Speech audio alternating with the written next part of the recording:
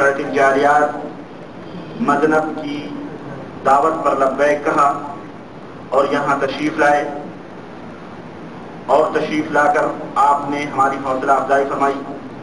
اللہ وحدہ لا شریک سے دعا ہے کہ اللہ تبارک و تعالی ہماری جد و جہد کو، ہماری کوششوں کو، اور آج کی اس مجلس میں جو ہم کہیں جو سنیں اسے قبول فرمائے اور ہمارے لیے نجات کا ذریعہ بنائے، آمین یا رب العالمین۔ اسی طرح میں مکتب سورۃ الجاریات مذنب کے مدیر، نائب مدیر، اراکین اور یہاں کے دعات اخوان کا میں بے حد شکر گزار ہوں کہ جنہوں نے مجھ ناچیز کو مدعو کیا اور یہ موقع دیا کہ میں اپنے بھائیوں سے کچھ دین اسلام کے تعلق سے کچھ گفتگو کر سکوں۔ دوستو، حقیقت یہ ہے کہ اس طرح کی مجلسوں کا انعقاد اس دیار غیر میں کسی نعمت مترقبہ سے کم نہیں ہے، بہت بڑی عظیم نعمت ہے۔ یہاں پر قدم قدم پر آپ کے جسم کی غذا کے لیے مختلف دکانیں کھولی گئی ہیں، اور آپ صبح اور شام اللہ کی نعمتوں سے اپنے جسم کو کی نشو و نما کرتے ہیں اور اپنے جسم کو صحت و تندرستی دیتے ہیں۔ لیکن روح کی غذا جو ایک بنیادی غذا ہے، اس غذا کے لیے آج سے کچھ دنوں پہلے اس مملکت سعودی عربیہ کے اندر ان لوگوں کے لیے جو عربی زبان نہ بول سکتے ہیں نہ سمجھ سکتے ہیں کوئی انتظام نہیں تھا، لیکن اس روح کی آبیاری کے لیے، اس روح کو غذا پہنچانے کے لیے، اس روح کی تاریکیوں کو ختم کر کے علم کی روشنی دینے کے لیے یہاں کے ولاۃ امور، خادم الحرمین شریفین حفظہ اللہ سے لے کر اور جتنے بھی ولاۃ امور ہیں، اللہ تعالیٰ نے انہیں یہ توفیق دی، اور یہاں کے مملکت کے جو محسنین اور جو دیندار لوگ ہیں، صالح لوگ ہیں، ان کے ذہنوں میں یہ شعور پیدا ہوا کہ ہمارے اس وطن میں ایک وہ زمانہ تھا کہ جب ہمارے آبا و اجداد اللہ کے اور رسول کے اس پیغام کو لے کر دنیا کے گوشے گوشے میں بکھرتے تھے، تجارت کرنے جاتے تھے تو ان کے ساتھ رب کا قرآن ہوتا تھا، مصطفیٰ جان رحمت کا فرمان ہوتا تھا، اور نبی کے سانچے میں ڈھلے ہوئے اخلاق ہوتے تھے، میٹھی زبانیں ہوتی تھیں کہ لوگ جنہیں دیکھ کر کے اسلام کو قبول کرتے تھے۔ ایک وہ زمانہ تھا، ان کو یہ شعور دیا اللہ وحدہ لا شریک نے کہ آج دنیا کی عظیم ترین نعمتیں اس ارض حجاز کے اوپر امٹ کر کے آ چکی ہیں، اور انہی نعمتوں کو حاصل کرنے کے لیے، اللہ کی اس نعمت کو حاصل کرنے کے لیے دنیا کے گوشے گوشے سے، ہر ملک سے لوگ یہاں پر حاضر ہوئے ہیں اور دولت سمیٹ رہے ہیں اپنی محنت سے، جد و جہد سے، کوشش سے، اور یہاں کی صحراؤں کو آپ نے، یہاں کے ریگداروں کو سبزہ بنا دیا ہے۔ جہاں ایک گھاس اگنا مشکل تھی، آج الحمدللہ نظر جاتی ہے تو چمنستان بنا ہوا ہے یہ ملک۔ یہ آپ ہی کے خون اور پسینے کا نتیجہ ہے اور ہماری محنتوں اور جد و جہد کا یہ ثمرہ ہے۔ یہاں کے ولاۃ امور کے اندر ذہن میں یہ شعور پیدا ہوا کہ کیوں نہ ہمارے ملک میں آئے ہوئے اخوان اور ہمارے ملک میں آئے ہوئے وہ غیر مسلمین جو یہاں آ کے دولت کماتے ہیں، کیوں نہ انہیں اللہ اور اس کے رسول کی تعلیم سے بھی آشنا کیا جائے۔ اس مقصد کے پیش نظر یہاں پر الحمدللہ مختلف مقامات پر مکاتب جالیات کا، یعنی اسلامک گائیڈنس سینٹر کا قیام عمل میں آیا، اور الحمدللہ اس کے نتائج نہایت ہی اچھے نکل رہے ہیں، اور اللہ کی توفیق سے وہ لوگ جو غیر مسلم تھے، وہ لوگ جو اسلام سے نابلد تھے، وہ لوگ جو اسلام سے نفرت کرتے تھے، وہ لوگ جو اسلام سے دور تھے، ان مکاتب جالیات کے اندر آنے کے بعد اور یہاں کی کیسٹیں، کتابوں سے استفادہ کیا، انہوں نے فائدہ حاصل کیا اور اس کو پڑھا، تو اللہ کی توفیق سے کچھ تو ایسے تھے جنہیں اللہ نے نور ہدایت عطا فرمائی اور ان کے سینے روشن ہوئے، اور دنیا کی دولتوں کے ساتھ ساتھ وہ آخرت کی بھی دولت سمیٹنے لگے اور سمیٹ رہے ہیں۔ لیکن کچھ بدنصیب ایسے بھی ہیں جو دین کی دولت تو نہ حاصل کر سکے، لیکن کم از کم دلوں کے اندر جو نفرتیں، جو قدورتیں اسلام کے تعلق سے مغربی میڈیا نے اور دشمنان اسلام نے ان کے ملکوں میں ذہنوں میں ڈالی ہوئی تھیں عداوتیں، ان کا تصفیہ، ان کا صفایا کم از کم ہوا، اور وہ آگ اسلام کے خلاف جو ان کے سینوں میں جل رہی تھی کم از کم وہ ہلکی ہوئی الحمدللہ، اور وہ ٹھنڈی ہوئی۔ ایک مقصد تو یہ بھی تھا کہ جہاں غیر مسلموں کو اسلام کی دعوت دی جائے، وہیں دوسرا مقصد یہ بھی تھا کہ آج دنیا کے گوشے گوشے میں، آج دنیا کے چپے چپے میں جس طرف بھی نظر دوڑائی جا رہی ہے، اسلام ایک اجنبی بن چکا ہے، مسلمانوں کے درمیان بھی اسلام اجنبی ہو چکا ہے، اور وہ عقیدہ اور وہ منہج اور وہ دعوت جو پیغمبر اسلام جناب محمد رسول اللہ صلی اللہ علیہ وسلم نے اپنے ماننے والوں کو دیا تھا، وہ اس دعوت کا نام لے کر کے لوگوں نے یہودیت کو، نصرانیت کو، مجوسیت کو، شرک کو، بدعت کو خوب پنپایا ہے، خوب پھیلایا ہے۔ تو ایک مقصد یہ تھا کہ ہمارے وہ مسلمان جو کلمہ لا الہ الا اللہ محمد رسول اللہ صلی اللہ علیہ وسلم پڑھتے ہیں لیکن اس کے معنی اور مفہوم سے ناواقف ہیں، جس کی وجہ سے اور لا علمی کی وجہ سے کچھ، اور ان لا علمی کے بھی اسباب تھے، کچھ دین کی دوریاں، کچھ غربت، کچھ فقر، کچھ بے توجہی، اور کچھ برے علماء کی تربیت، اور قرآن و سنت سے دور دنیاوی طور پر یا شخصیت پرستی یا اس طرح کا مزاج ذہنوں کے اندر، لوگوں کے اندر ان پورے علماء نے پیدا کیا اور ڈالا، جس کی وجہ سے ان کے ذہن، ان کے دماغ، ان کے عقیدے پراگندہ ہو گئے۔ تو مقصد یہ تھا کہ اس طرح کے دعوتی مراکز اور دعوتی سینٹر قائم کیے جائیں تاکہ مسلمان جہاں غیر مسلم اس سے استفادہ کریں، وہیں مسلمانوں کا طبقہ جو عقید توحید سے نابلد ہے، سنت سے نابلد ہے، اللہ کی کتاب سے نابلد ہے، اسے وہ چیزیں دی جائیں اور اسے روح کی غذا فراہم کی جائے تاکہ دنیا کے اندر یہ بھی سر اٹھا کے جی سکیں اور اللہ کی رحمت اور اللہ کی نعمتوں کے یہ بھی مستحق ہو سکیں۔ یہ مقصد، اس مقصد کے تحت اس طرح اللہ وحدہ لا شریک نے ہمارے لیے بھی یہ مجال کھولا اور ہمارے لیے بھی یہ میدان کھولا کہ ہم آ کر کے اپنے بھائیوں سے مختلف مملکت کے مختلف گوشے گوشے میں جا کر اپنے بھائیوں سے ملاقات کرتے ہیں، ان سے گفتگو ہوتی ہے، سوال و جواب ہوتے ہیں، اور پھر ان کے جو شبہات ہیں انہیں پیش کیا جاتا ہے، پھر ان شبہات کا ہم جواب دیتے ہیں قرآن و سنت کی روشنی میں، اور جو باتیں نہیں معلوم ہوتی ہیں ہم صراحتاً کہہ دیتے ہیں ہمیں اس بات کا علم نہیں ہے، آپ اپنے بڑے سے کسی سے پوچھیں، علماء مشائخ موجود ہیں مملکت کے اندر، ان سے رابطہ کریں، یا تو آپ وہ سوال ہمیں دے دیں، ہم رابطہ کر کے آپ کو پوچھ کے بتائیں گے۔ اس طرح سے الحمدللہ ایک فضا بن رہی ہے، اور اللہ کی توفیق سے کثیر تعداد میں لوگ اپنے ان مفاہیم کو اور ان غلطیوں کو جن پر وہ پہلے تھے، باپ داداؤں کے دین اور ان کے رسم و رواج اور ان کی جاہلی عادتوں پر، اللہ کے فضل و کرم سے، اللہ کی قسم بتا رہے ہیں، اللہ کے فضل و کرم سے کافی حد تک تبدیلیاں پیدا ہو رہی ہیں اور لوگ قرآن و سنت کی طرف مائل ہو رہے ہیں۔ لیکن یہاں پر ہمیں یہ نہیں بھولنا چاہیے کہ شیطان ہمارا کھلا ہوا دشمن ہے، ان الشیطان لکم عدو مبین، شیطان تمہارا کھلا ہوا دشمن ہے، اور شیطان ہمیشہ یہ کوشش کرتا ہے کہ اس کو کسی بھی طرح سے دین صحیح سے، حقیقی دین سے دور رکھا جائے۔ میرے عزیز، میرے دوست، ہمیں اس شیطان کا مقابلہ کرنا ہے اور اس شیطان کے ان عزائم کو اور اس شیطان کے ان ارادوں کو پست کرنا ہے اور انہیں ذلیل کرنا ہے انشاءاللہ تبارک و تعالی۔ میرے عزیز، سرے دست میں کچھ بنیادی باتیں آج کے اس پروگرام میں آپ کے سامنے رکھنا چاہتا ہوں، جو بنیاد بڑی اہم ہے، اور یہ وہ بنیاد ہے جس بنیاد پر ہماری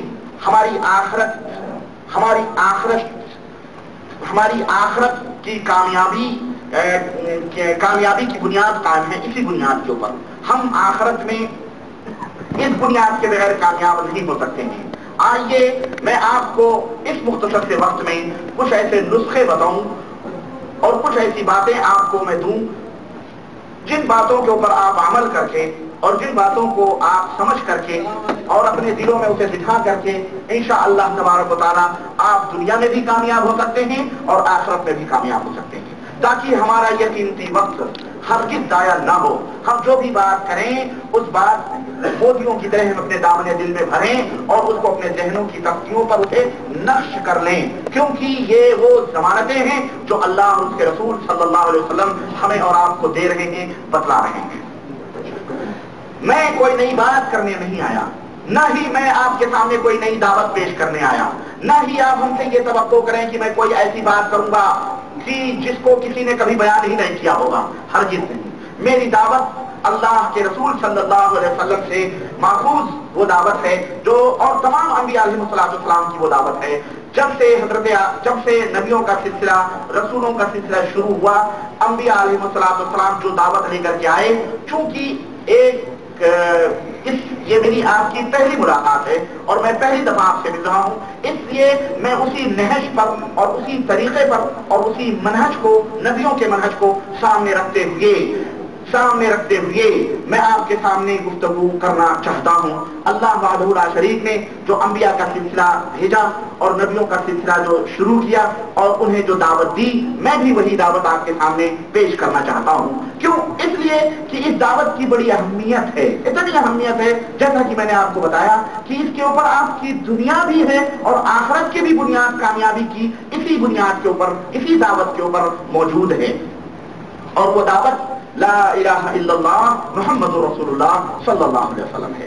آج کی گفتگو میری اسی لا الہ الا اللہ کی بنیاد پر ہوگی، اسی لا الہ الا اللہ کی بنیاد پر ہوگی، کیونکہ یہ بڑا قیمتی موضوع ہے اور بڑا ہی اہم موضوع ہے۔ نماز، روزے، حج، زکات، اخلاق، حلال، حرام، سود، زناکاری، بدکاری، چوری، یہ ایک سیکنڈ درجہ رکھتی ہے، لیکن جو پہلی چیز ہے وہ میں آپ کے سامنے، جسے اللہ وحدہ لا شریک نے اپنے نبیوں کے ذریعے سے اس دنیا کے اندر بھیجا اور جسے قائم کرنے کے لیے اللہ نے رسولوں کا سلسلہ بھیجا، وہ میں آپ کے سامنے وہ پہلی بنیاد پیش کرنا چاہتا ہوں، اور یہ وہ بنیاد ہے جسے اللہ وحدہ لا شریک نے شروع کیا نبیوں سے، تو آخری نبی جناب محمد رسول اللہ صلی اللہ علیہ وسلم پر اس کو ختم کیا، اور آخری نبی ہمارے اور آپ کے حضرت محمد رسول اللہ صلی اللہ علیہ وسلم نے اسی ایک بنیاد کو، اسی ایک بات کو، اسی ایک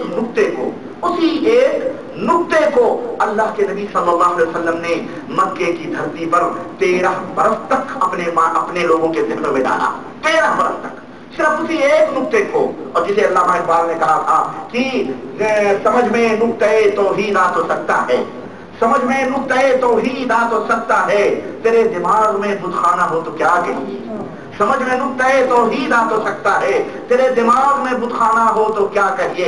ابو جہل کے ذہن میں بتخانہ تھا، ابو طالب کے ذہن میں بتخانہ تھا، گھروں کے درمیان کے فاصلے بھی نہ تھے، ایک دیوار قائم تھی لیکن اسے پورے ہدایت نہ ملی، لیکن سلمان فارسی روم اور ایران سے چلے ہوئے کہاں کہاں کے صحابہ آئے اور دامن دل کو نبی کریم صلی اللہ علیہ وسلم کی دیوی ہدایتوں سے بھر کر کے اور فیضیاب ہو کر کے چلے گئے۔ دلوں کی دیواریں، یعنی وہ گھروں کی دیواریں بھی، قربتیں بھی انہیں وہ ہدایتیں نہ دے سکیں، قربتیں بھی انہیں وہ ہدایتیں نہ دے سکیں، اور دوریاں ان ہدایتوں سے لوگوں کو محروم نہ کر سکیں۔ میرے عزیز، وہ دعوت ہے توحید کی دعوت، توحید کی دعوت، یہ بڑی اہم دعوت ہے۔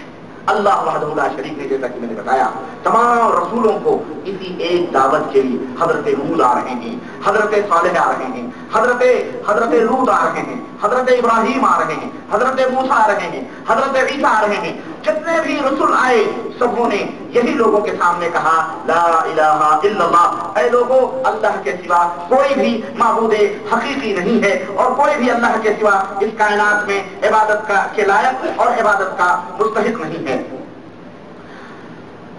آئیے نبی کریم صلی اللہ علیہ وسلم سے ہم شروع کرتے ہیں۔ نبی کریم صلی اللہ علیہ وسلم نے بالکل بے سر و سامانی کے عالم میں مکے کی دھرتی پر فاران کی چوٹی سے، اور ایک روایت میں آتا ہے عجیب و غریب معاملہ ہے، آپ دیکھیں ذرا کہ وہ رسول تنہ تنہا فاران کی چوٹی پہ بیٹھ کھڑے ہو کر کے لوگوں سے یہ کہتا ہے قولوا لا الہ الا اللہ تفلحوا، اے لوگوں لا الہ الا اللہ کہہ لو کامیاب ہو جاؤ گے، تملک العرب والعجم، عرب و عجم کے مالک بن جاؤ گے۔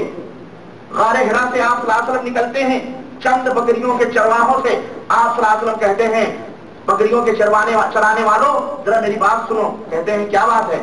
کہنے لگے قولوا لا الہ الا اللہ تملک العرب والعجم، لا الہ الا اللہ کہہ لو عرب و عجم کے مالک ہو جاؤ گے۔ بکریوں کے چرانے والے ہنسنے لگے، کہنے لگے ہمارے تو مقدر میں بکریاں چرانا لکھی ہیں اور تو ہمیں عرب و عجم کا مالک بنانے کے لیے یہ کلمہ کہہ رہا تھا؟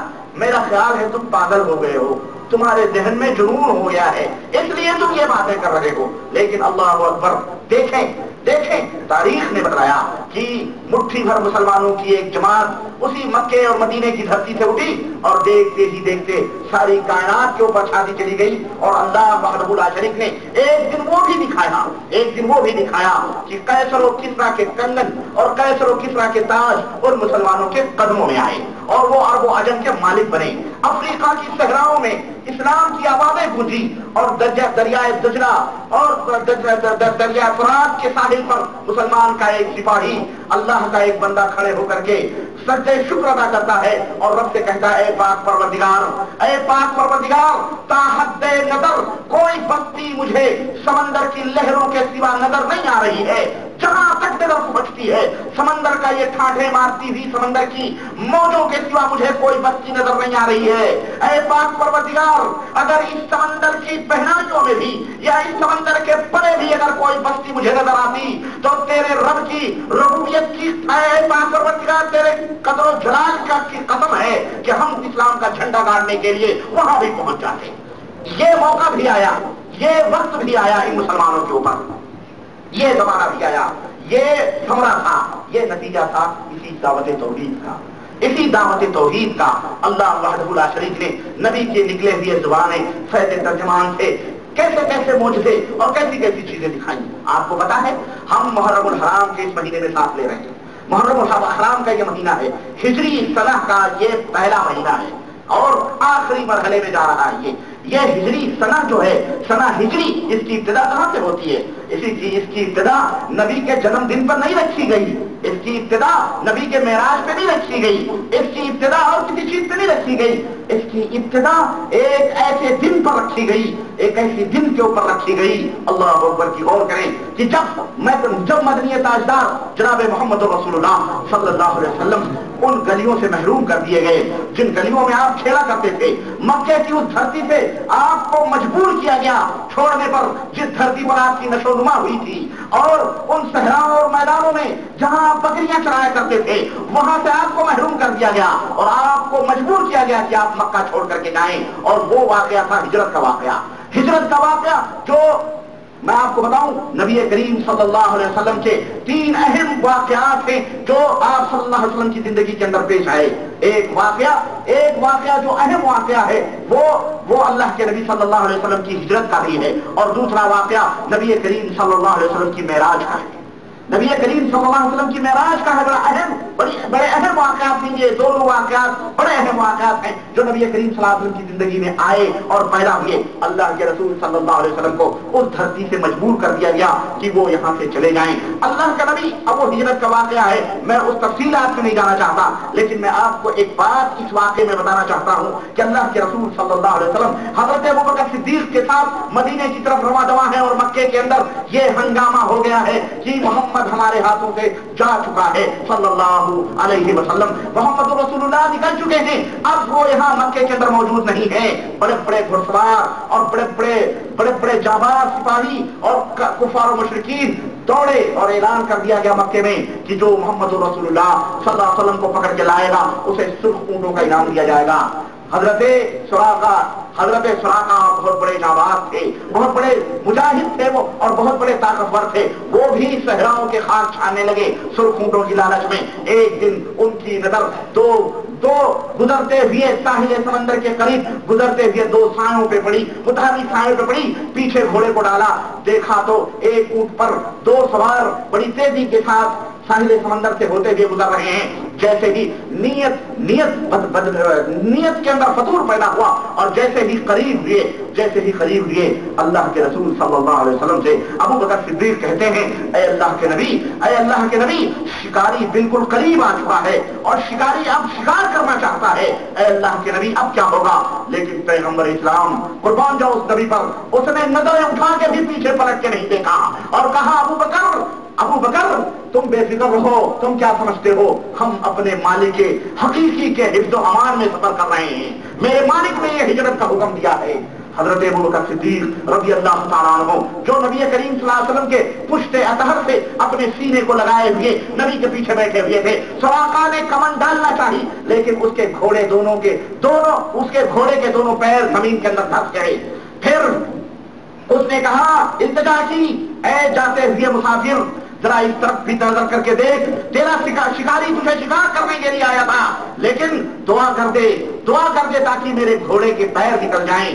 ہمیں پتا چل رہا ہے کہ تو کوئی معمولی شکار نہیں، تیری ذات کوئی معمولی ذات نہیں، تیرے ساتھ کوئی بہت بڑی قوت سفر کر رہی ہے۔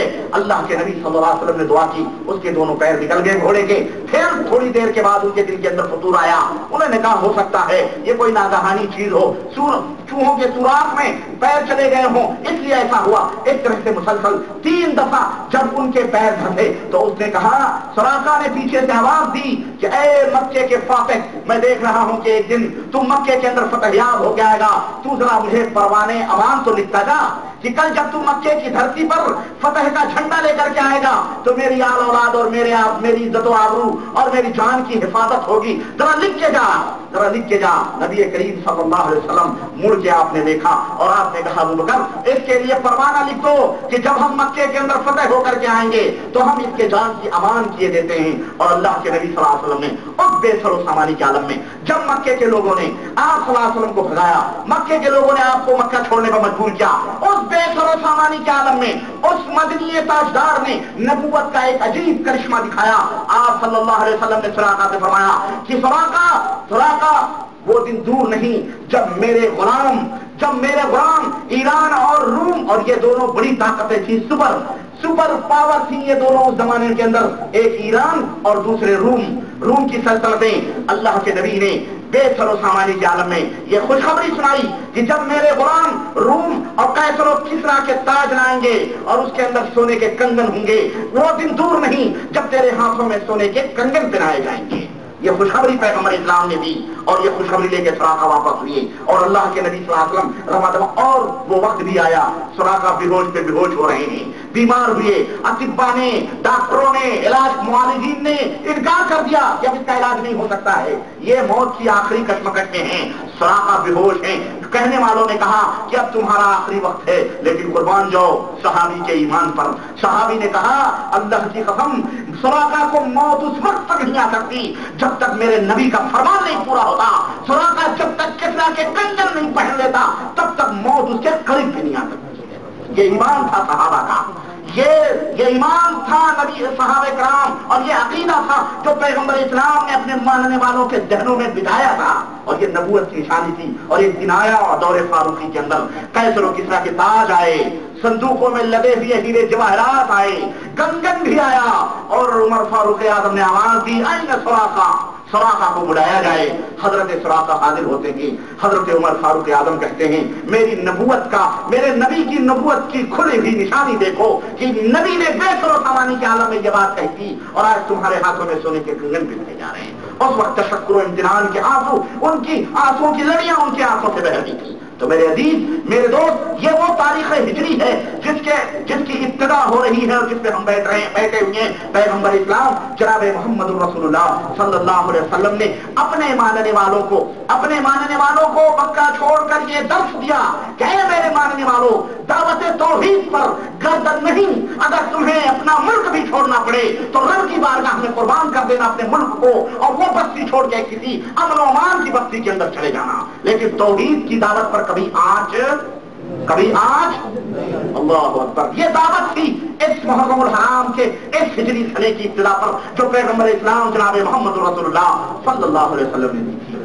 میرے عزیز، یہ بڑی اہم دعوت ہے، یہ دعوت توحید ہے، جس کو آج ہم موضوع کو سمیٹتے ہوئے اپنے ملک کی حالات پہ لاتے ہیں۔ موضوع کو نہایت ہی مختصر کرتے ہوئے ہم دیکھیں، ہم شتر مرغوں والی بات نہیں کرتے، نہ شتر مرغوں والی زندگی گزارنا چاہتے ہیں۔ جس کے پیچھے شکاری دوڑتا ہے تو ریت میں اپنے منڈی ڈال کے اور پورا دھڑ شکاری کی طرف کر کے بے خبر ہو جاتا ہے کہ جناب عالی ہم تو محفوظ ہیں، اور شکاری آ کے اس کو چم سے پکڑ لیتا ہے۔ ہم آپ کو ان بھول بھلائیوں میں نہیں رکھنا چاہتے، ہم آپ کو ان چیزوں میں نہیں رکھنا چاہتے، ہم چاہتے ہیں کہ یہ زندگی بڑی مختصر ہے اور بڑی تھوڑی ہے، اور موت نہایت ہی آسان اس دور میں ہو چکی ہے، نہایت ہی آسان۔ لوگ گاجر و مولی کی طرح ختم ہو رہے ہیں، مختلف قسم کی بیماریاں، کسی کو شوگر، کسی کو ایڈز، کسی کو ٹی بی، کسی کو کینسر، نہ جانے کیسی کیسی بھیانک اور خطرناک بیماریاں اور حادثے الگ ہاتھ سے الگ اپنے سر اٹھائے پھر رہے ہیں. آدمی نہایت ہی صحت اور تندرستی کے ساتھ سفر کرتا ہے اور آگے جا کے ذرا سی جھپکی آتی ہے، کار یا گاڑی کہیں کسی کھمبے سے ٹکراتی ہے یا ٹرلے سے ٹکرائے، خاندان کا خاندان صاف ہو جاتا ہے. آدمی ذرہ بھی غفلت کرتا ہے، روڈ کراس کرتے ہوئے پتا چلتا ہے کہ وہ قبرستان کی نظر ہو چکا ہے. زندگی کتے بلی بھی اتنے مرتے نہیں جتنے اس دور میں انسان مرتے ہیں. ایک بم سے علاقے کے علاقے صاف ہو جاتے ہیں. آپ دیکھ رہے ہیں نتیجہ سامنے ہے سب. تو یہ بڑی مختصر زندگی ہے، اس میں کسی کو بھول بھلائیوں میں میں خود میری عادت ہے، میں رکھنے کا عادی نہیں ہوں، بلکہ ہر بات بالکل کھول کر کے صاف طور پر واضح جو نبیوں کی دعوت ہے اسے آپ کے سامنے رکھ دیا جائے، وہ فارمولا رکھ دیا جائے. ماننا آپ کا کام ہے، ہمارا کام نہیں ہے آپ کے دل میں ڈالنا. انک لا تہدی من احببت ولکن اللہ یہدی من یشاء. یہ ہدایت وہ دولت ہے جو ہر ایک کو نہیں ملتی، یہ تو اسی خوش نصیب کو ملتی ہے جسے پروردگار چاہتا ہے دینا، اور جسے جہنم میں ڈالنا چاہتا ہے اسے نہیں ملتی. اسے تو شیطان نہ جانے کیسے کیسے بہانے، نہ جانے کیسے کیسے وسوسوں میں سمیٹتا ہے. نہیں ایسا نہیں، ایسا نہیں، ارے یہ جھوٹ بولتا ہے، ایسا نہیں، ایسا نہیں، ایسا نہیں، ایسا، ارے یہ بات ہو سکتی ہے، وہ ہو سکتی. ہیلے حجت بہانے. سیدھی سادھی نبیوں کی دعوت، انبیاء علیہ السلام نے سیدھی سادھی تعلیمات دی، سیدھی سادھی تعلیمات. اللہ کی قسم آج ہمارے ملکوں میں جو بڑے بڑے چوہادری بیٹھ کر کے وہ موٹی موٹی کتابیں فتوے تصنیف کرتے ہیں، نبی کریم صلی اللہ علیہ وسلم کو دیکھو. ایک عربی اور اس زمانے میں جو اس وقت کا ریاض ہے، ریاض اس وقت کا ہے، وہاں سے سفر کرتا ہوا اونٹ کا سفر مدینہ الرسول صلی اللہ علیہ وسلم میں حاضر ہوتا ہے، اور نبی کریم اپنے چند دوستوں کے ساتھ مدینے کے حد میں کھڑے ہوئے ہیں. یوں ہی ایک عربی کو دور سے آتے ہوئے دیکھا. اللہ کے نبی صلی اللہ علیہ وسلم نے اونٹ کی مہار تھامے ہوئے اس کی توجہ مدینہ الرسول کی چھوٹی سی بستی پر تھی. اللہ کے نبی صلی اللہ علیہ وسلم فرماتے ہیں کہ صحابہ ایسا لگتا ہے کہ آنے والا مسافر مدینے کا قصد کر رہا ہے اور ہمارے ہی طرف آ رہا ہے. چنانچہ وہ مسافر اور قریب آیا مطلب صاف یہ نظر پڑی، یہ مسافر قریب آیا اور اللہ کے نبی کھڑے اسی کا انتظار کرنے لگے. جب وہ اور قریب آیا تو وہ پوچھتا ہے کہ من منکم محمد، من منکم محمد صلی اللہ علیہ وسلم، تمہیں محمد صلی اللہ علیہ وسلم کون ہے؟ مجھے نبی کا پتہ بتا دو، کون ہے محمد صلی اللہ علیہ وسلم؟ آپ یہاں ایک سیکنڈ کے لیے ذرا غور کریں اور سوچیں کہ ہمارے نبی کتنے سادہ تھے اور صحابہ کرام کے ساتھ کس قدر گھل مل کر کے بیٹھتے تھے، اٹھتے تھے کہ آنے والے کو پتہ نہیں چلتا تھا کہ ان میں محمد صلی اللہ علیہ وسلم کون ہے. اور آج آپ اگر کسی حضرت سے کوئی بات بحث کر لیں، مستعد تیری یہ جرات نہایت مردود کہیں کا، ہمارے حضرت سے اس طرح بات کر رہا ہے، ہمیں ہمارے حضرت سے بات کرنے کے لیے طریقہ چاہیے، یہ چاہیے، وہ چاہیے، دنیا بھر کے ادب اور آرتی سکھانے شروع کر دیں گے وہ آپ کو. میرے عزیز، نبی کریم صلی اللہ علیہ وسلم نے فرمایا مسافر تم جس سے گفتگو کر رہے ہو وہی محمد ہے صلی اللہ علیہ وسلم، بولو کیا بولنا چاہتے ہو؟ اس نے کہا اے اللہ کے نبی صلی اللہ علیہ وسلم، میں بڑی دور سے سفر کرتا ہوا آیا ہوں صرف ایک علم حاصل کرنے کے لیے. اور آج تو وہی پیاسے کے باہر آ رہا ہے، آپ کو کہیں جانے کی ضرورت نہیں ہے. یہ اسلامی گائیڈنس کھلے ہوئے ہیں، یہاں تو بلایا جاتا ہے جب بھی لوگ بھاگتے ہیں. اس طرح شیطان ذہنوں میں بیٹھا ہوا ہے. المہم وہاں سے سفر کرتے ہوئے کہا ایک علم حاصل کرنے کے لیے آیا ہوں. نبی اکرم صلی اللہ علیہ وسلم وہ علم کیا ہے؟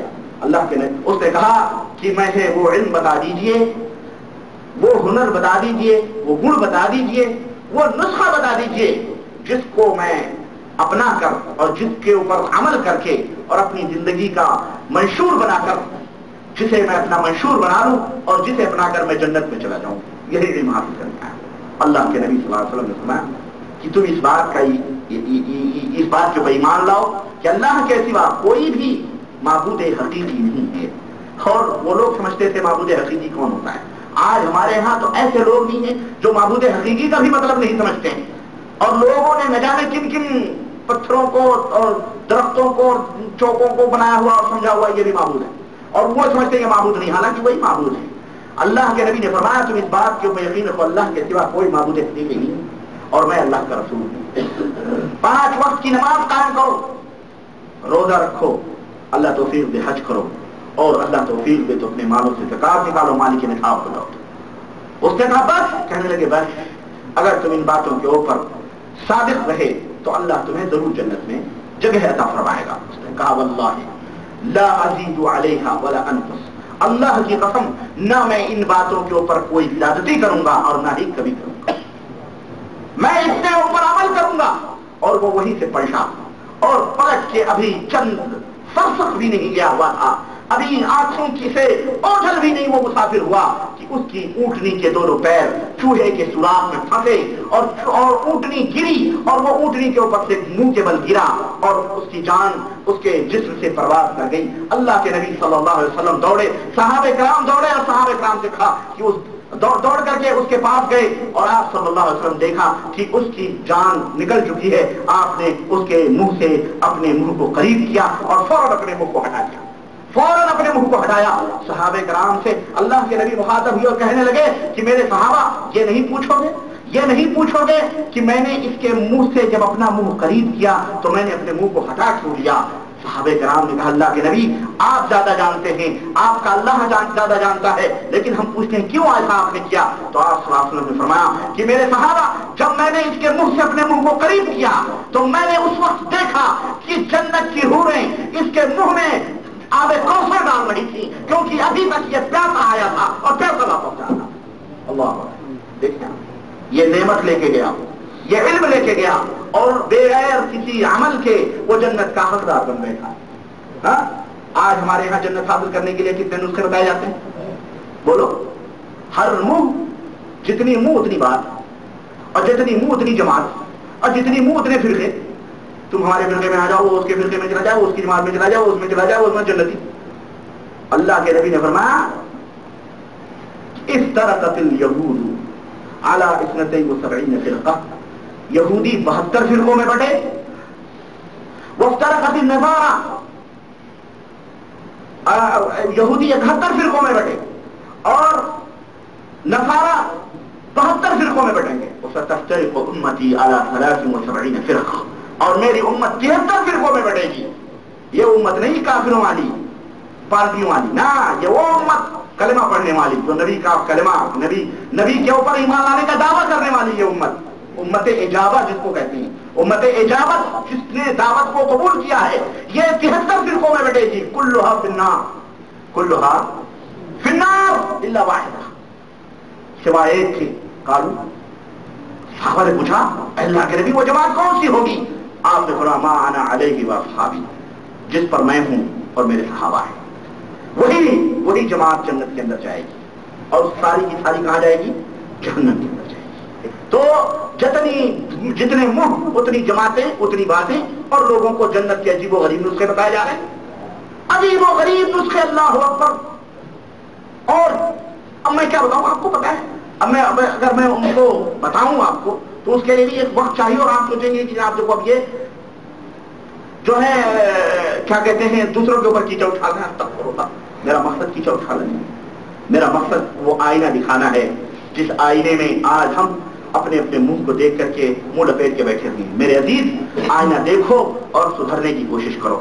کہنے کا مطلب یہ ہے کہ وہ نسخہ محمد رسول اللہ صلی اللہ علیہ وسلم، وہ کیمیا جو پیغمبر اسلام لے کر کے آئے، اس کیمیا کی تلاش کرو، اس نسخے کی تلاش کرو۔ تمہیں کوئی جماعتیں فرقے تمہیں جنت میں نہیں لے جائیں گی، تمہیں تمہارا منہج، تمہارا عقیدہ اور تمہارا عمل تمہیں جنت میں لے جائے گا۔ تم اپنے آپ کو کچھ بھی کہتے رہو، کچھ بھی کہتے رہو اور کچھ بھی نہ کہو، وہ تمہیں کوئی جنت میں نہیں لے جائے گا۔ تمہارا عمل تمہیں جنت کے اندر لے جائے گا۔ تمہارا جیسا عمل ہوگا اللہ کے رسول صلی اللہ علیہ وسلم اور اس کے صحابہ کے مطابق اگر تمہارا عمل ہوگا تم جنت میں جاؤ گے، اور اگر اس کے مطابق تمہارا عمل نہیں ہوگا تو تمہاری ساری باتیں تمہارے منہ پہ مار دیں گے، جاؤ۔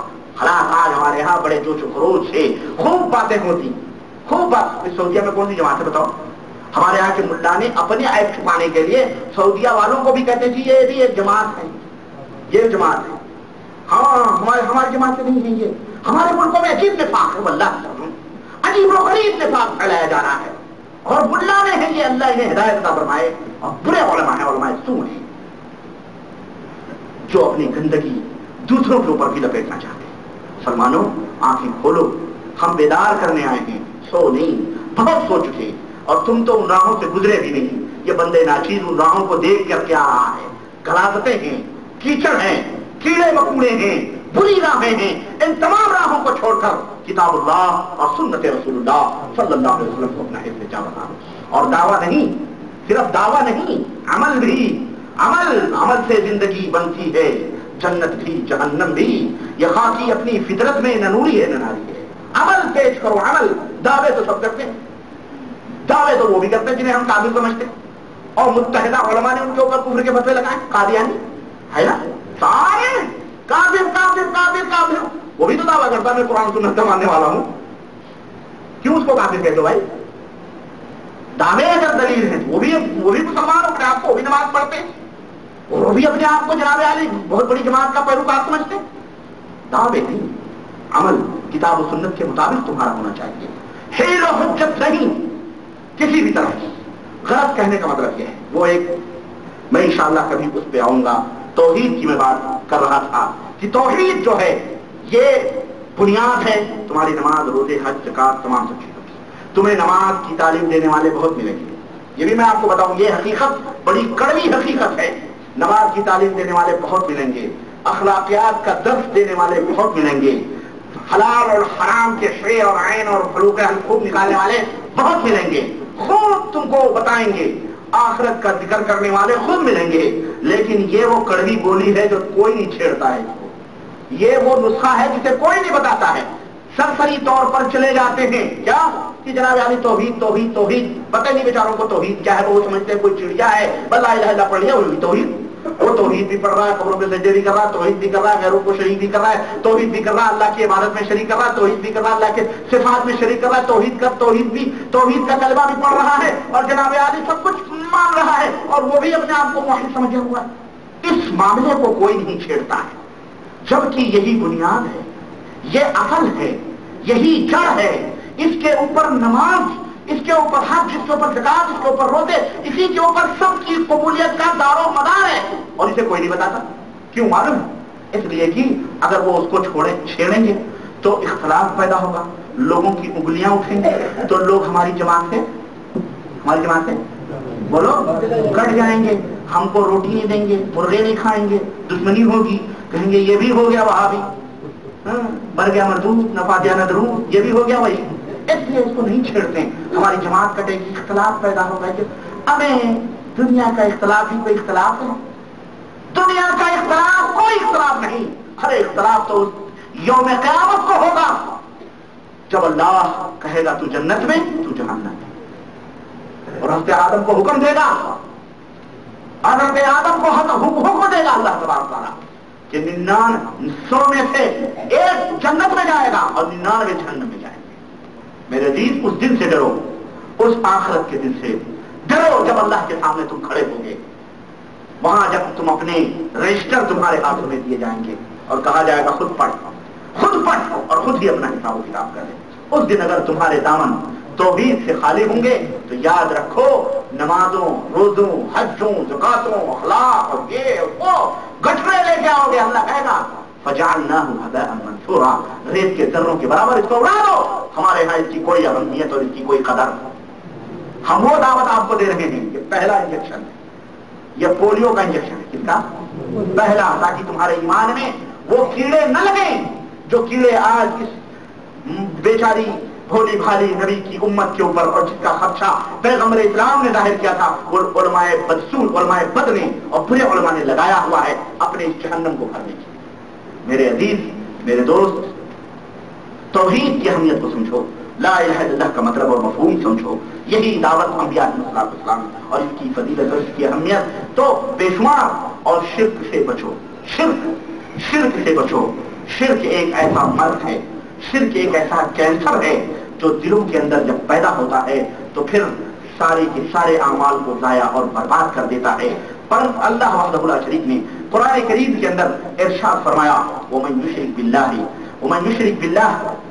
انه من يشرك بالله فقد حرم الله عليه الجنة ومأواه النار وما للظالمين من انصار. یاد رکھو اللہ کے ساتھ اگر شرک کرو گے, جس شخص نے بھی اللہ کے ساتھ شرک کیا اللہ نے اس کے اوپر جنت کو حرام کر دیا ہے. جنت اس کے اوپر حرام, ومأواه النار, اور اس کا ٹھکانہ جہنم, وما للظالمين من انصار, اور ان ظالموں کا کوئی بھی انصار مددگار کوئی نہیں ہوگا. یہاں تو خوب بیعت کر لو, دامن پکڑ لو, حضرت جی دامن پھیلا رہے, رسے پھینک کے بیعت ہوئے. ہاں تھوک کے بھاؤ لوگ بیعت ہوتے. پاٹ اور بیعت زندے کی بیعت مردے کے ہاتھ میں. یہ بھی دیکھیے آپ نے کبھی سنیے. ہمارے ملکوں میں ایسے لوگ بھی اللہ انہیں ہدایت کا فرمائے اپنی کثرت پہ گھمنڈ اور ناز اور مردے کے زندوں کی بیعت مردوں کے ہاتھوں پہ کرواتے ہیں. کس کے ہاتھوں پہ؟ حضرت جی کے واسطے سے فلاں حضرت مرے ہوئے کے ہاتھوں پر. ان سے پوچھو کون سی توحید ہے بیٹا؟ یہ بتاؤ ذرا یہ کون سی توحید ہے؟ خلیفہ اول ابو بکر صدیق خلیفہ بنے, لوگوں نے بیعت کی, یہی بیعت کی تھی کہ ابو بکر کے واسطے سے محمد رسول اللہ کے ہاتھوں پر بیعت کرو, یہی بیعت تھی. لیکن نہیں کرتے ہیں. کیوں؟ ان کیا سب زندہ ہیں؟ سب زندہ ہیں. بزرگان دین سارے بالکل زندے ہیں. فٹافٹ اوپر کی ساری خبریں اندر پہنچ رہی ہیں. پورے گاؤں کو لگا ہوا ہے, بالکل ٹیلی گرام پہنچتا ہے. اوپر جو بھی ہو رہا ہے اندر سب معلوم ہو رہا ہے. اور یہی بھی نہیں کہ وہ سن کے خاموش رہے ہیں, باقاعدہ جناب عالی نکل نکل کے تعلیمات بھی دیتے ہیں, بتا کے بھی جاتے ہیں. یہ بدعقیدگی یہودیوں کی نصرانیوں کے عقیدے اس امت کے اندر پنپ رہے ہیں, اور جسے سوہن حلوہ سمجھے کے لوگوں کو بانٹا جاتا ہے, بتایا نہیں جاتا. اخیر میں جب ایک مرحلہ آتا ہے وہاں اوپر سے چاٹتے ہیں. میرے عزیز بچو بچو میرے عزیز, ان تو اکثر من فی الارض. اللہ نے فرمایا اگر تم اس دنیا کے اندر اکثریت کی اتباع اور پیروی کرو گے تو وہ تمہیں گمراہ کر دیں گے, تمہیں غلط راہوں پہ. بڑے فخر کرتے جی ہم تو اتنے تعداد میں ہیں, سواد آدم ہے. ابے تم سواد آدم نہیں, پوری دنیا ایک طرف ہو جاؤ. تنہا ابراہیم ان ابراہیم کان امۃ قانتا للہ. ساری کائنات ابراہیم کے مخالف ہو, ٹھیک نہیں تھی؟ ساری کائنات ایک طرف, اور اللہ کا وہ جلیل القدر نبی جبل مستقیم بن کر اکیلا جو انگار کے اندر کودنے کے لیے رب کی توحید کو اپنے سینے میں سما کر کے آگ کے اندر کودنے کے لیے بھی تیار تھا. تنہا اس نے تو یہ نہیں نظر اٹھا کے دیکھی کہ چاروں طرف نظر دوڑا رہا ہوں, آدمیوں کو کثرتیں ہیں, اللہ کو نہیں مان رہے, اللہ کے ساتھ شرک کر رہے ہیں. اللہ اتنی کثرت, یہ گمراہ کیسے ہو سکتی ہے؟ میں اکیلا ہی ہنستے ہوں, یہ کیسے ہو سکتا ہے؟ لیکن عرش والے نے آواز دی ان ابراہیم کان امۃ قانتا للہ. تنے تنہا ابراہیم امت تھا. تنے تنہا ابراہیم کیا تھے؟ امت تھے, جماعت تھے, گروہ. تم دنیا میں تنہا بھی رہو اور حق کا دامن پکڑے رہو, تم ایک گروہ ہو, ایک جماعت ہو, اور اکثریت اگر گمراہی کی طرف ہے تو وہ جہنم میں جانے والی ہے. یہ نسخہ قرآن کا ہے, یاد رکھو. سمجھ آئیے آپ کو؟ تو توحید کا درس حاصل کرو اور شرک نہ کرو. شرک صرف یہی نہیں ہے کہ مزاروں پہ جا کے سجدے کر لو, شرک ہو گیا. ہمارے ہاں یہ بھی مشہور ہے, وہ ایک جماعت ہے بیچاری ڈھیلی ڈالی, اب وہ اس کا بھی چراغ گل ہو رہا ہے غریبوں کا, بھلے مانڈے کھا کھا کر کے, اور یہ بیچارے ہمارے عوام مزاروں اور درگاہوں پہ سجدے کر کر کے بہت ذلیل ہو گئے, اور ان کو کچھ میسر نہیں آیا ان مردوں سے, انہیں کچھ نہیں ملا. تو الحمدللہ اب جب ان کے کانوں میں توحید کی آواز گونجتی ہے تو الحمدللہ وہ توبے کر کر کے اللہ کے دربار کی طرف آ رہے ہیں. لیکن کچھ ایسے بھی لوگ ہیں ہمارے درمیان میں جو اپنے آپ کو کہتے نہیں ہم وہ نہیں کرتے, بلکہ ہم جو ہیں ہم واحد ہیں, ہم بڑے توحید والے ہیں. لیکن پردہ اٹھا کے دیکھو تو جو عقیدے وہاں ہیں وہی عقیدے یہاں بھی ہیں, جو باتیں وہاں ہیں وہی باتیں وہیں یہاں بھی ہیں. اولیاء اور خانقاہوں کے تذکرے اور ان کے تصرفات اور ما فوق الفطری قوتوں کا اعتقاد اگر اس جماعت کے اندر بھی ہے, اس جماعت کے اندر بھی سر فہرست وہ تمام سب چیزیں موجود ہیں. فرق صرف اتنا ہے کہ وہ جماعت چوراہوں پہ کھڑ کے اپنے عقیدے کا اظہار کرتی ہے, لیکن یہ جماعت چوراہوں پہ کھڑ کے اپنے عقیدوں کا اظہار نہیں کرتے. یہ چپکے چپکے چوہوں کی طرح کاٹتے ہیں. کس کی طرح؟ ان کی کتابیں بھری پڑی ہیں, آئینے موجود ہیں, چیزیں موجود ہیں. دیکھنے والے کی ضرورت ہے. چشمے اتارو اور قرآن و حدیث کے چشمے لگاؤ, نبیوں کے دعوت کے چشمے لگاؤ, کتابیں دیکھو, تمہیں ہر چیز پتا ہو جائے گی, ہر چیز کا پتا ہو جائے گا. یہ تحقیقی دور ہے, یہ علمی دور ہے. آنکھ بند کر کے جیو گے نہیں جی ہمارے باپ دادا وہی کرتے آئے ہیں, ہم بھی وہی کرتے رہیں گے. تمہارے باپ دادا تو انڈیا میں یا پاکستان میں ہل چلاتے تھے, یہاں کیوں آئے ہو؟ دنیا کے لیے نہیں باپ دادا دکھائی دیتا ہے, دنیا کے لیے باپ دادا نہیں دکھائی دیتے. باپ دادے اے سی میں نہیں ہمارے بیٹھے, ہمیں یقین ہے. ہمارے باپ داداؤں کو اے سی نہیں نصیب ہوئی, اللہ رحم اللہ ہو سکتا بھائی کوئی ہو کہ بھائی, تو وہ ایک ہی بات ہوگی. لیکن اکثریت ان بیچاروں کو پنکھے بھی نصیب نہیں ہوئے، لکڑی کے پنکھے چلا چلتے چلتے اس دنیا سے کوچ کر گئے، وہ چلے گئے، اللہ انہیں جنت عطا فرمائے، آمین۔ سمجھ رہے ہیں؟ ان کو بیچاروں کو تو نصیب نہ ہوئی، تو کیوں آئے اے سی کے اندر بیٹھنے؟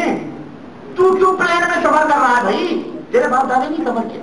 تو میٹھا میٹھا کپ کڑوا کڑوا تھو، دین کے لیے تو جناب عالی سب کچھ ہے، اور دنیا کے لیے نہیں باپ دادے باپ دادے باپ دادے۔ میرے عزیزوں، میرے دوستوں، یہ جہالت اور جاہلیت ہے۔ اللہ وحدہ لا شریک نے اپنے نبی کے ذریعے کہا، یہ لوگ کہتے ہیں کہ قد وجدنا علیہ آبانا، ہم نے اپنے باپ داداؤں کو اسی پر پایا ہے۔ ان سے کہو تم بھی جھوٹے، تمہارے باپ دادا بھی جھوٹے، وہ بھی گمراہ تھے، تم بھی گمراہ۔ میرے عزیز، دین باپ داداؤں کا نہیں، دین اللہ اور اس کے رسول کا لایا ہوا ہے۔ دین کسی کے مولوی ملے کی میراث نہیں، دین اللہ کا اور اس کے رسول کا ہے۔ اگر اتنا مانو گے جتنا ابو بکر نے مانا، عثمان نے مانا، علی نے مانا، طلحہ نے مانا، زبیر نے مانا، ابو اور عمر نے مانا رضی اللہ تعالی عنہم، اتنا مانو گے اور اس پہ عمل کرو گے تو جنت میں جاؤ گے کہ نہیں؟ انشاءاللہ جنت کے اندر جائیں گے۔ یہ جو ڈھکوسلے ہمارے ملکوں میں جنت میں جانے کے ہو رہے ہیں، یہ تمام سب تمہیں جنت میں نہیں لے جائیں گی۔ بیعتیں کر لو، پیر دامن پکڑ لو، پیری کا بھروسہ نہیں جنت میں جائے گا، جہنم میں اسی کا بھروسہ نہیں، وہ کہاں جائے گا؟ کہتے نہیں بیعت کر لو ہم تمہیں جنت میں بخشش کروا لیں گے۔ اللہ اکبر۔ اس پیغمبر اسلام نے کیا کہا تھا؟ اے فاطمہ بنت محمد صلی اللہ علیہ وسلم، اے فاطمہ بنت محمد، اس دنیا کے اندر تجھے جو طلب کرنا ہے مجھ سے طلب کر لے، لن اغنی کا یوم، تجھے میں قیامت کے دن تجھے میں کسی چیز سے بھی پرواہ نہیں کر سکتا، میں تیرے کسی کام نہیں کر سکتا، تجھے جو کچھ بھی مانگنا ہے اس دنیا کے اندر مانگ لے، ہم قیامت کے دن تیرے کسی کام نہیں آ سکتے۔ اللہ، اس نبی کا یہ حال ہے۔ اور ہمارے یہاں اس کو الٹا ہے، وہ کچھ بھی مت کرو، دامن پکڑ لو چلے جائیں گے، گوشت کا دامن نہیں چھوڑیں گے، گوشت کا دامن نہیں چھوڑیں گے، گوشت کا دامن نہیں چھوڑیں گے۔ پھر گوشت کا دامن تم نے پکڑے کب ہے؟ شیخ عبد القادر جیلانی کہاں اور تم کہاں؟ کہاں راجہ بھوج، کہاں گنگوا تیری، کہاں وہ اور کہاں یہ؟ گوشت کا دامن کھانے کے لیے 11ویں کی دے دیں، گوشت کا دامن ہے۔ اور غوث پاک نے جو بات تعلیم دی ہے اس کے لیے نہیں کیوں؟ شیخ عبد القادر جیلانی رحمۃ اللہ علیہ کی تعلیمات پڑھو، غنیت الطالبین اٹھاؤ اور اس کے اندر دیکھو کہ شیخ عبد القادر جیلانی رحمۃ اللہ علیہ نے کیا تعلیمات دی۔ تو میرے عزیز، میرے دوست، شیخ عبد القادر جیلانی نے شرک کی دعوت نہیں دی۔ شیخ عبد القادر جیلانی نے یہ نہیں کہا کہ تم مجھے آواز دو، ہم تمہارے 12 برس کی کشتی زندوں کے ساتھ نکالنے آئیں گے، یا ہمارے یہاں شیخ عبد القادر جیلانی محدثین یا محدثین چشتی یا محدثین چشتی لگا دے پار کشتی، محدثین چشتی لگا دے پار کشتی، یہ نعرے لگائے جاتے ہیں جناب۔ میرے عزیز، کوئی حضرت نوح علیہ السلام کشتی میں بیٹھے جا رہے ہیں، واقعہ معلوم ہے سورہ نوح کا، حضرت یونس علیہ السلام کا، حضرت یونس علیہ السلام کشتی میں بیٹھے جا رہے ہیں، اپنے رب کی مخالفت کرتے تھے، رب کا حکم تھا وہاں رہو، بھاگ گئے، وہ کشتی میں بیٹھے سمندر میں گئے، اور جناب عالی سمندر میں کشتی بھنور میں پھنسی اور ڈاما ڈول ہونے لگی، کشتی ڈاما ڈول ہونے لگی۔ نبی بیٹھا ہے کون؟ اور کشتی مجدار میں پھنسی ہوئی، کشتی کہاں پھنسی ہوئی ہے؟ مجدار میں، اور نبی بیٹھا ہوا اور کشتی مجدار میں۔ تعجب کی بات ہے کہ نہیں بات ہے؟ یہاں تو ہمارے یہاں موجود چشتی نکال لیتے ہیں، اور وہاں نبی بیٹھا ہوا، اس کو اتنی طاقت نہیں، زندہ بیٹھا ہوا ہے جناب عالی، زندہ، اور کشتی بھنور میں پھنسی۔ ہمارے یہاں کہتے ہیں ادھر میں پیا موری دولت ہے نیا، سہارا لگا دو ذرا غوث آدم، کہتے نہیں کہتے ہیں؟ خوب پڑھتے تھے، ہم بھی پڑھتے تھے اس زمانے میں، زمانے جاہلیت خوب مائک سما کے پڑھوایا جاتا، سہارا لگا دو ذرا غوث آدم۔ یہاں نبی بیٹھا ہوا ہے، کشتی بھنور میں ہچکولے کھا رہی ہے، قریب ہے کہ ڈوب جائے، فیصلہ ہوا یہاں پر اپنے مالک سے بھاگا ہوا آدمی بیٹھا ہوا ہے، قرآن دازی ہوئی، حضرت یونس کے نام قرآن نکلا، دوبارہ قرآن ڈالا جائے گا، یونس کے نام نکلا، دوبارہ ڈالا گیا، یونس کے نام نکلا، کہا اس کو سمندر میں پھینک دو، جب ہی کشتی بچے گی ورنہ کشتی نہیں بچے گی۔ کوئی مجرم ہے، اٹھا کر کے یونس علیہ السلام کو کشتی کے باہر پھینکا گیا، لیکن اللہ وحدہ لا شریک نے اپنی ایک ادنا سی مخلوق مچھی کو یہ حکم دیا ہوا تھا، میرا محبوب بندہ آ رہا ہے تو بھاگا ہوا لیکن پھر بھی میرا پیارا ہے، ذرا اس کو سنبھال کے۔ مچھلی منہ کھول کے کھڑی تھی، مینوس پانی میں گئے، مچھلی نے اپنے پیٹ کے اندر اس تنگ و تاریک کوٹری میں بحفاظت لے کر کے سمندر کی تہ میں چلی گئی. 40 یا 50 دن تک حضرت یونس علیہ السلام اسی مچھلی کے پیٹ میں تھے. اور پھر پکارا اور کیا آواز دی بتائیں؟ لا الہ الا اللہ کا مطلب میں سمجھا رہا ہوں کہ آیت سے آواز دی. اور کیا آواز دی؟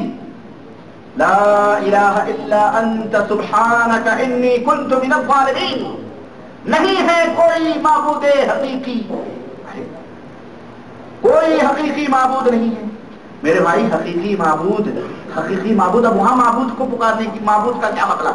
وہاں معبود نہیں ہے کوئی مشکل کشا، نہیں ہے کوئی حاجتوں کو پورا کرنے والا، نہیں ہے کوئی مشکلوں کو دور کرنے والا الا انت، اے پاک پروردگار سوائے تیرے کوئی بھی اس مشکل کو دور کرنے والا، اس پریشانی سے نجات دینے والا. اللہ وحدہ لا شریک نے قرآن میں کتنی اچھی بات فرمائی. وَإِذَا سَأَلَكَ عِبَادِي عَنِّي فَإِنِّي قَرِيبٌ أُجِيبُ دَعْوَةَ الدَّاعِ إِذَا دَعَانِ.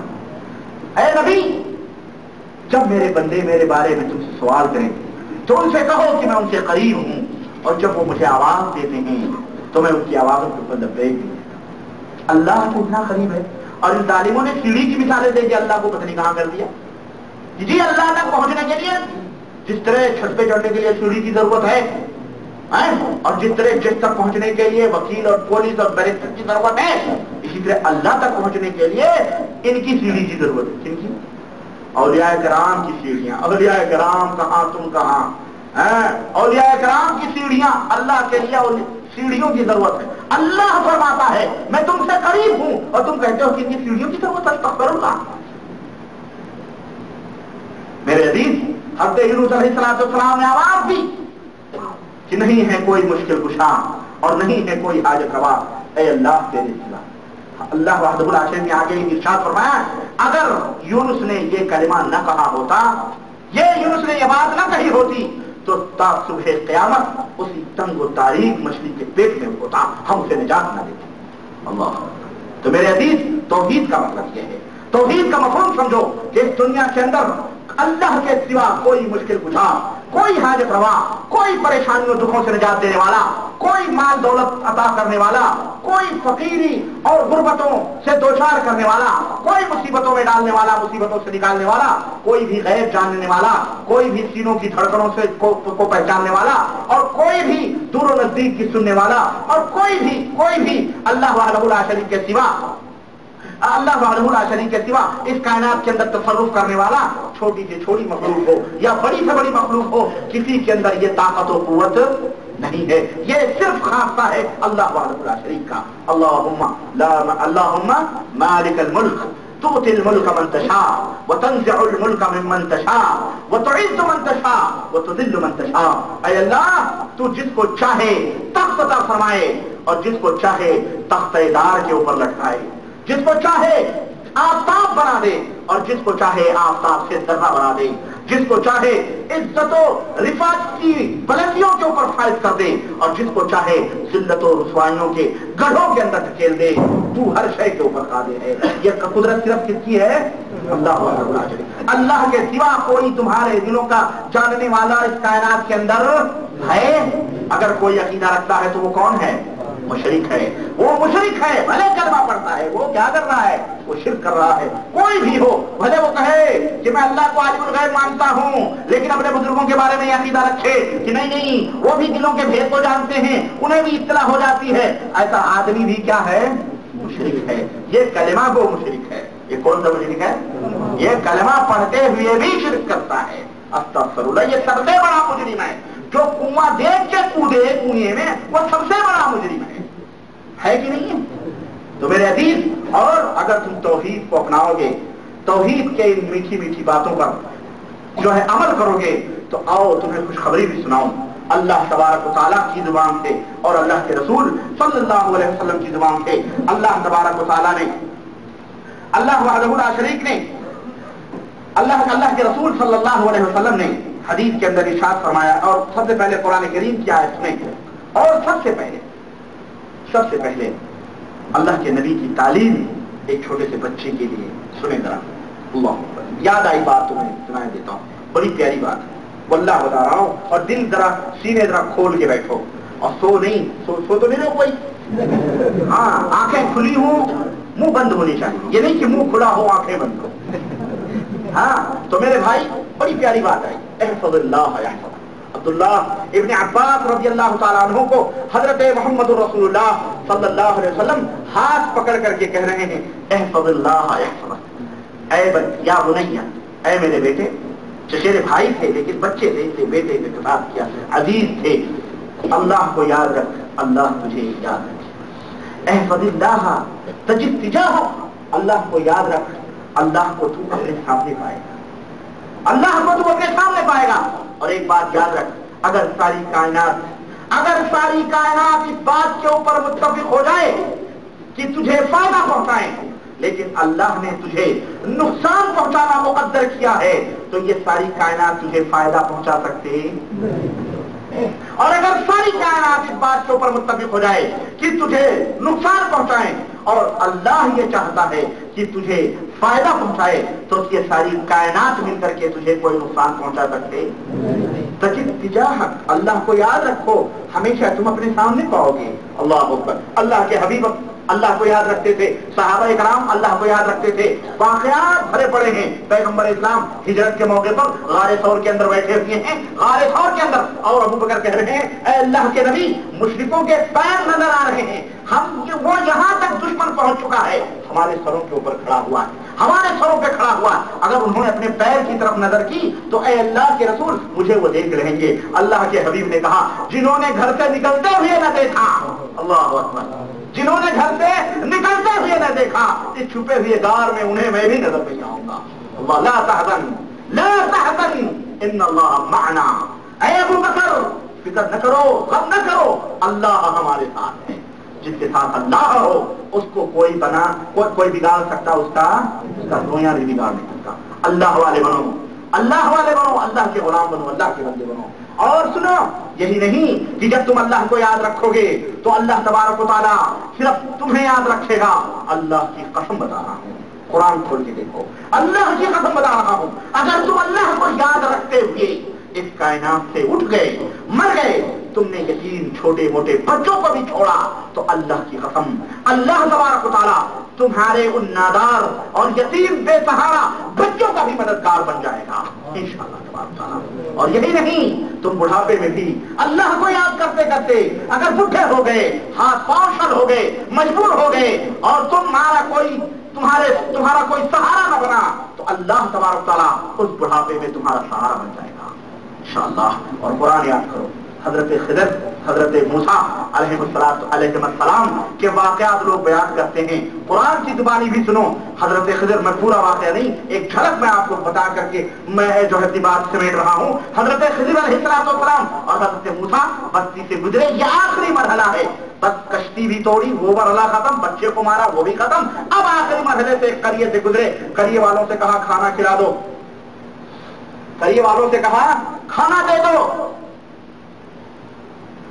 करिए वालों ने इनकार कर दिया, बस्ती वालों ने खाना दिया। यहां मैं छोटी सी तवज्जो चाहूंगा, बड़ी प्यारी बात पता नहीं कहां से आ जाती है देर में, बड़ी अहम बात आई है। हमने कुछ किताबें पढ़ी हैं, उन किताबों में यह आता है कि एक साहब जंगल में जा रहे थे, उनको बाकड़ बिल्ला कोई सब्जी है खाने की ख्वाहिश पैदा हुई। बाकड़ बिल्ला किसी किस्म की सब्जी है, होती होगी उधर यूपी साइड में, जिन्होंने लिखा वहीं के हैं। तो जनाब आली, बाकड़ बिल्ला खाने की ख्वाहिश पैदा हुई। अभी ख्वाहिश पैदा ही हुई, एक सवार आया और उसने बाकड़ बिल्ला की सब्जी पेश कर दी। कौन थे ये? हजरत खिदर अलैहिस्सलाम थे। खाना दिया और वो चला गया, रुखसत हो गया। किसी को भूख लगी, प्यास लगी थी, जंगल में जा रहा था, घोड़े से गिरा और जमीन पे बेहोश हो गया। इतने में एक शख्स आया, उसने पानी पिलाया, कहा कौन हो? कहने लगे मैं खिदर हूं, चले गए। इस तरह के 50 वाकयात उस किताब के अंदर मौजूद है। जब कुरान करीम के इस नुक्ते पर मैं पहुंचा कि हजरत खिदर बस्ती वालों से खाना मांग रहे हैं, हमने कहा या अल्लाह, वो तो मरने के बाद भी लोगों को खाने पहुंचा रहे हैं, उनकी मर्जी के बाकड़ बिल्ले पेश कर रहे हैं और पता नहीं कौन कौन से बाकल्ला की सब्जियां पेश कर रहे हैं, खिला रहे हैं, पिला रहे हैं। وہ مرنے کے بعد بھی یہ کام کر رہا ہے، زندگی میں اسے نہ ملا اور وہ بستی والوں سے کھانا مانگ رہے ہے۔ نہیں تعجب کی بات میرے عزیز، قرآن کے حوالے سے میں بات کر رہا ہوں۔ دیکھیں یہ گرفتی یہ سمجھ میں نقطۂ توحید آ تو سکتا ہے، سمجھ میں نقطۂ توحید آ تو سکتا ہے۔ تیرے دماغ میں بت خانہ ہو تو کیا کہیے، جن کا مزاج بھی عاشقانہ ہو، خانقاہانہ ہو، سجادیاں نشانیاں ہو، مزارانہ قبوریانہ ہو، انہیں قرآن میں توحید بھی شرک کی دعوت دیتا ہوا نظر آئے گا۔ استغفر اللہ۔ قرآن سے بھی توحید نہیں، ان کے لیے شرک بھی توحید نظر آئے گا قرآن میں۔ کیوں؟ انہوں نے چشمے اس کلر کے لگائے ہوئے، لیکن جنہوں نے یہ تہیہ کیا ہوا ہے کہ اللہ کے ساتھ کسی کو شریک نہ کرنا ہو، انہیں الحمدللہ اللہ رہنمائی فرماتا ہے۔ ہے تعجب کی بات نہیں، قرآن کہتا ہے، اللہ فرما رہا ہے کہ خضر کھانا مانگ رہے بستی والوں سے، اور حضرت جی فرما رہے ہیں ایک آدمی نے خواہش کی باقلہ کی سبزی کھانے کی، اور حضرت خضر سبزی لے کے آ رہے، اس پہ آپ کیا میدان میں سچا کون جھوٹا کون؟ بولو، ہم تو کہیں گے اللہ تو سب سے بڑا سچا، اور یہ سب سے بڑے جھوٹے، سب سے بڑے جھوٹے جو اللہ غلط چھوڑیں۔ ایک نکتہ تھا، ایک بات کی، میں نے آگے بڑھتے ہیں اور ایک بات میں بتانا چاہ رہا تھا۔ حضرت خضر علیہ السلام کو کھانا نہیں ملا، ایک دیوار کے سائے میں جا کے کھڑے ہوئے، دیوار ٹوٹنے والی تھی، خضر علیہ السلام نے دیوار کو صحیح کر دی، موسیٰ کو صبر نہیں ہوا، موسیٰ نے کہا پھر آپ نے وہی حرکت کی، بس دیواروں نے کھانا نہیں دیا اور آپ ان کی دیواری خدمتیں کر رہے ہیں۔ خضر علیہ السلام نے کہا تھا چپ رہنا، بولنا نہیں، پھر بول پڑے وہاں فراق ہو گئی نہیں وہ بھائی نہ کیے۔ اب آخری مرحلہ ہے، تین اڑائی میں تو تل بھی نہیں بچتی، تین اڑائی میں تتلی بھی نہیں بچتی، اب ہمارا آخری مرحلہ ہے خلاص۔ اب ہم آپ جدا ہوتے ہیں، اب ہم بتاتے ہیں جو ہم سے ہوا ہے اس کی تعبیرات بتاتے ہیں۔ اللہ تبارک تعالیٰ نے قرآن میں وہ نقشہ کھینچا ہے، اور حضرت خضر علیہ السلام نے بیان کیا کہ یہ جو دیوار ہے، اس دیوار کے نیچے تو یتیم بچوں کے خزانے تھے، وَكَانَ أَبُوهُمَا صَالِحًا، اور صالحین، اور ان کے جو ماں باپ تھے، ان کے یتیم بچوں کے جو ماں باپ تھے وہ متقی تھے، صالح تھے، اللہ کو یاد کرنے والے تھے۔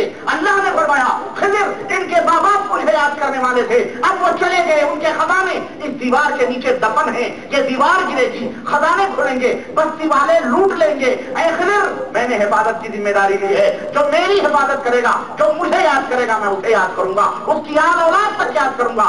اللہ نے کہا اپنے نبی کے ہاتھوں اس دیوار کو کھڑی کیا، اور ان یتیم بچوں کی حفاظت اللہ نے فرمائی کی نہیں فرمائی؟ ان کے دونوں ماں باپ صالح تھے۔ کہنے کا مطلب یہ ہے احفظ اللہ تجد تجاہک، اللہ کو یاد رکھو، اپنے سامنے اپنا مددگار پاؤ گے۔ تم اللہ کو بھولو گے تو شیطان ہی تمہیں ادھر ادھر کی سرابوں میں اور بھول بھٹیوں میں تمہیں لے جائے گا۔ غرض کہنے کا مطلب یہ ہے، یہ پیاری سی بات تھی اور یہ پیارا سا نقطہ تھا جو میں آپ کو سمجھانا چاہتا تھا، اور یہی پھر میں کہہ رہا ہوں کہ سمجھ میں نقطۂ توحید آ تو سکتا ہے، تیرے دماغ میں بت خانہ ہو تو کیا کہیے، اس دماغ سے ان بتوں کو نکالو، کیونکہ توحید یہی نہیں ہے کہ لا الہ الا اللہ پڑھ لیا نا۔ پیغمبر اسلام جناب محمد رسول اللہ صلی اللہ علیہ وسلم نے فرمایا من قال لا الہ الا اللہ وکفر بما يعبد من دون اللہ وکفر بما يعبد من دون اللہ حرم مالہ ودمہ وحسابہ علی اللہ، جو شخص لا الہ الا اللہ کہے جنت میں، وہ جنت میں، بڑی جلدی کہتے ہیں جی لا الہ الا اللہ جنت میں چلے گئے، نہیں، اللہ کے نبی نے فرمایا جو شخص لا الہ الا اللہ کہے وکفر بما يعبد من دون اللہ، وکفر اور انکار کرے اللہ کے سوا تمام معبودان باطلہ کی، اللہ کے سوا تمام معبودان باطلہ کا انکار کرے، وہ جنت میں جائے گا۔ وہ یہ نہیں کہ با مسلمان اللہ اللہ باب رحم رام رام، شام کو پی صبح کو توبہ کر لی، رند کے رند رہے ہاتھ سے جنت نہ گئی، ایسا نہیں ہے اسلام یا تو کفر ہے یا اسلام، سمجھ رہے ہیں؟ اللہ کے رسول صلی اللہ علیہ وسلم فرماتے ہیں انکار کرے اللہ کے سوا کوئی مشکل کشا نہیں، انکار کرے یہ فنا اللہ کے سوا کوئی غیب جاننے والا نہیں، چاہے وہ ولی ہو، چاہے وہ نبی ہو، چاہے وہ پیر ہو، چاہے وہ شہید ہو، چاہے سجاد ہو، انکار کرے، تمام لوگوں کا انکار کرے، اور توحید صرف اللہ وحدہ لا شریک کے لیے ثابت کرے، وہ جنت میں جائے گا۔ اور اگر اس نے لا الہ الا اللہ پڑھ لیا لیکن اس نے انکار نہیں کیا، وہ جنت میں جا سکتا؟ غیر اللہ کا جب تک انکار نہیں ہوگا، معبود اللہ کے سوا تمام اتھارٹیز جو ہیں اللہ کے سوا اگر کسی اور میں مانے گا تو وہ جنت میں نہیں جا سکتا، انکار کرنا ضروری ہے۔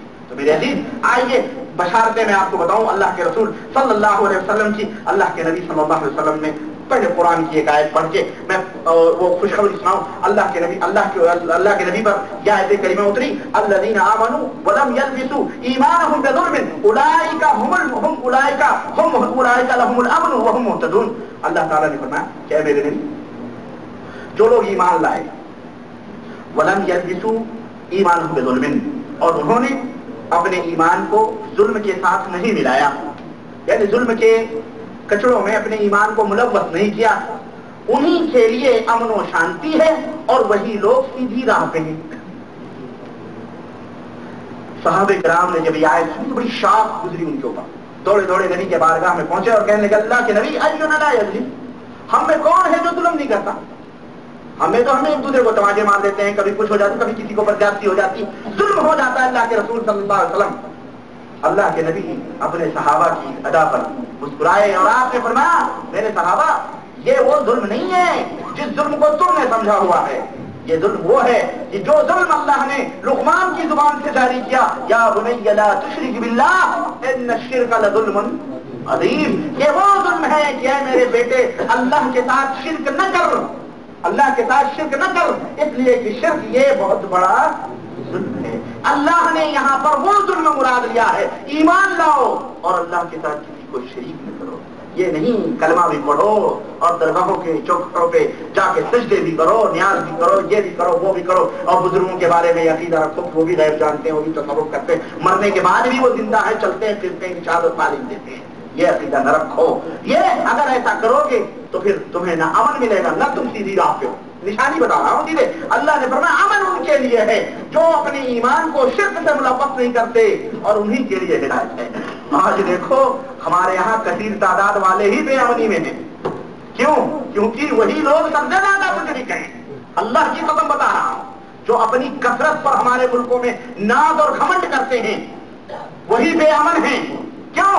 اس لیے کہ وہی سب سے زیادہ شرک کے اندر ملوث ہیں. جنہیں اپنی کثرت پر گھمنڈ ہے وہی سب سے زیادہ مشرک ہیں. ان کے اندر شرک کی ایسی ایسی بیماریاں موجود ہیں کہ علامہ والحفیظ اللہ کی قسم تو نہ وہ امن میں ہیں. اور اللہ نے دوسری نشانی بتائی کہ جو شرک نہ کرے وہی ہدایت یافتہ ہے, تو نہ ہی وہ ہدایت یافتہ پہ نشانی ہوگی سیدھی کی بات. لیکن جو اپنے ساتھ شرک کو نہیں ملوث کرتا وہی امن میں ہے اور وہی سیدھی راہ پہ ہے. اور اللہ کا فضل ہے جب سے, اور بات حق ہے اس لیے کہہ رہا ہوں, کبھی کچھ نہ سوچنا کہ یہ جو ہے دنیا کی تو تم تعریفیں کرتے ہو, ایک مملکت سعودی عربیہ نہ جانے کیوں لوگوں کی آنکھوں کا شہدیر بنا ہوا ہے, ایک تنکے کی حیثیت بیچارے کی, چھوٹا سا ملک, لیکن اللہ وحدہ لا شریک ہے توحید و سنت کی جو شمع یہاں روشن کی ہے, جس کی بدولت آج تم ہاتھوں میں سونے اور چاندی بھی لے کے چلے جاؤ, رات کی تاریکیاں ہو یا دن کے اجالے, تمہیں کوئی مائی کا لال چھونے والا نہیں ہے. بوریاں بھر کے ٹیکسیوں میں بھر کے سفر کرو, تمہیں کوئی پوچھنے والا نہیں. بہو بیٹیوں کو لے کے سڑکوں کے کنارے بیٹھ کے کھانا کھاؤ, رات کی تاریکیاں ہو دن کے اجالے, تمہیں کوئی اف کرنے والا نہیں ہے. امن بھی ہے اور الحمدللہ ہدایت یافتہ بھی ہے, کیونکہ منہج قرآن و سنت کے سوا اور کوئی شخصیت یا پیر پرست یا سجادہ پرست نہیں. الحمدللہ اس بنیاد پر یہ حکومت قائم کی گئی ہے اور یہ بنیاد پر قائم و دائم ہے. اور یہ بھی یاد رکھو جب تک اس ملک کے اندر سعودیہ کے اندر توحید و سنت کا غلغلہ ہوگا تب تک یہ ملک قائم و دائم رہے گا. اور جس دن توحید و سنت کے اوپر آنچ آئے گی اور توحید و سنت کی دعوت ختم ہوگی اس دن اس کے زوال کا دن ہوگا. اللہ وہ دن کبھی نہ لائے.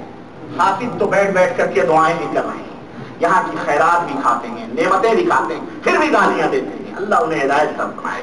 ہم یہی کہیں گے, ہم یہی کہیں گے تم غلام ابن الغلام ابن الغلام, مرتے کٹتے پٹ رہے ہو مشرکوں کے ہاتھوں, پھر بھی تمہیں اس نعمت کی قدر کا احساس نہیں ہوتا جہاں امن اور شانتی کے ساتھ اور تم عزت و آبرو کے ساتھ یہاں پر زندگی گزار رہے ہو. سوچو کہ زندگی کے اندر اگر چند لمحات بھی امن و سکون کے میسر آ جائے تو اللہ کا شکر ادا کرو میرے عزیز, تو امن ہوگا.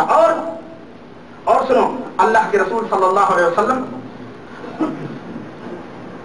فرماتے ہیں کہ جو بندہ من مات ولا یشرک باللہ شیئا دخل الجنہ, جو شخص مرا اور اس حال میں مرا کہ اس نے اللہ کے ساتھ کسی کو شریک نہیں کیا, وہ جنت کے اندر داخل ہونے والا ہے. ومن مات یشرک باللہ شیئا, اور جو مرے گا اللہ کے ساتھ اس نے شرک کیا ہے تو اللہ نے فرمایا, اللہ کے نبی فرماتے ہیں دخل النار, وہ جہنم کے اندر داخل ہوگا.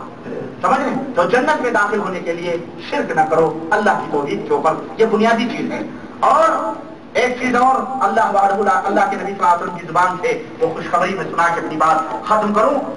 وہ خوشخبری یہ ہے کہ اللہ کے رسول صلی اللہ علیہ وسلم فرماتے ہیں کہ اللہ تعالیٰ نے فرمایا کہ یا ابن آدم, اے آدم کے بیٹو, اگر تم میرے پاس اس حالت میں آ رہے ہو کہ تم نے میرے ساتھ کسی کو شریک نہیں کیا ہے, تم نے میرے ساتھ کسی کو شریک نہیں کیا ہے, اور تم میرے پاس اس حالت میں آ رہے ہو کہ تمہارے سروں پر گناہوں کا ڈھیر ہے, گٹھر ہے, زمین اور آسمان بھر کے گناہ, زمین اور آسمان بھر کی غلطیاں اور خطائیں لے کر کے میرے پاس آ رہے ہو, لیکن تم نے میرے ساتھ کسی کو شریک نہیں کیا ہے, تو اے آدم کے بیٹو کان کھول کے سن لو, میں تم سے قیامت کے دن زمین اور آسمان بھر کی بخشوں کے ساتھ ملاقات کروں گا.